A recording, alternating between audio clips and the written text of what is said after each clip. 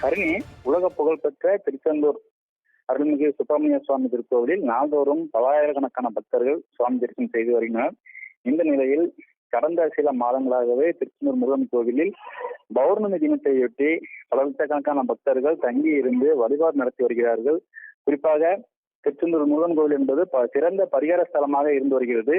திருமண தடை, குழந்தை உள்ளிட்ட பல்வேறு காரணங்களுக்காகவும் இங்கு பரிகார பூஜைகள் செய்து வழிபட்டால் வேண்டுதல் கிடைக்கும் என்பது பக்தர்களின் நம்பிக்கையாக இருந்து வருகிறது.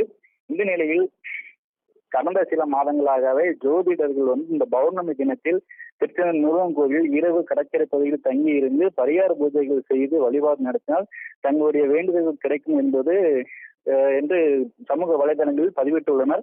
இதனைத் தொடர்ந்து கடந்த சில மாதங்களாக குறிப்பாக சொல்ல முடியாது, இந்த பங்குனி மாத பௌர்ணமி தினத்திலிருந்து மாதந்தோறும் வரக்கூடிய அந்த பௌர்ணமி நாட்களில் பல லட்சக்கணக்கான பக்தர்கள் இங்கு வருவதை நம்மால் பார்க்க முடிகிறது. இரவில் வரக்கூடிய அந்த பௌர்ணமியில் இங்கு கடற்கரை பகுதியில் தங்கி இருந்து கடற்கரையில் ஆரத்தி எடுத்து சில தீபங்கள் ஏற்றி பௌர்ணமி வழிபாடு செய்து வருகின்றனர். அந்த காட்சியிலும் தொடர்ச்சியாக பௌர்ணமி நாட்களில் பார்க்க முடிகிறது. இந்த நிலையில் நேற்று ஆவணி மாத பௌர்ணமியானது கடைபிடிக்கப்பட்டிருந்தது. நேற்று அதிகாலை 3 மணிக்கு இந்த ஆவணி மாத பௌர்ணமி தொடங்கியது. அது நேற்று நள்ளிரவு வரை அந்த ஆவணி மாத பௌர்ணமி இருந்து வந்தது. இதன் காரணமாக நேற்று பௌர்ணமி தினத்தில் தமிழகம் மட்டுமல்ல பல்வேறு பகுதிகளிலும் பல்லாயிரக்கணக்கான பக்தர்கள் வந்திருப்பதை நம்ம பார்க்க முடிகிறது. வந்திருந்த பக்தர்கள் நேற்று காலை முதலே கடற்கரை பகுதியில் தங்குவதற்கான இடம் பிடித்து நேற்று இரவு அந்த கடற்கரை பகுதியில் தங்கி இருந்தனர்.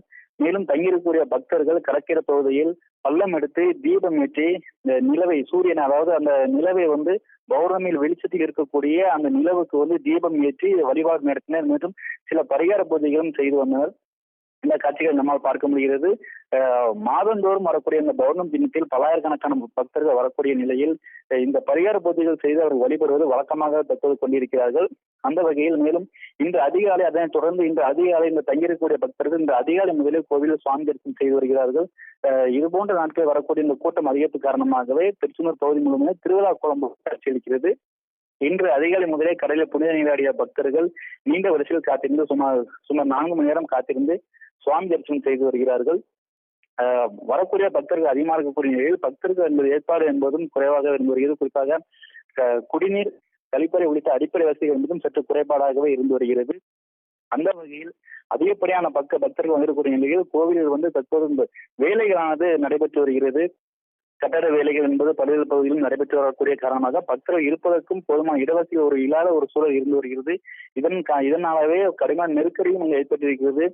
காவல்துறை மற்றும் மாவட்ட நிர்வாகம் சார்பில் பல்வேறு ஏற்பாடுகள் செய்யப்பட்டிருந்த போதிலும் கூட போதுமான வசதிகள் இல்லாம ஒரு பக்தர்கள் கடும் நெருக்கடிக்குள்ளாவே நம்மால் பார்க்க முடிகிறது.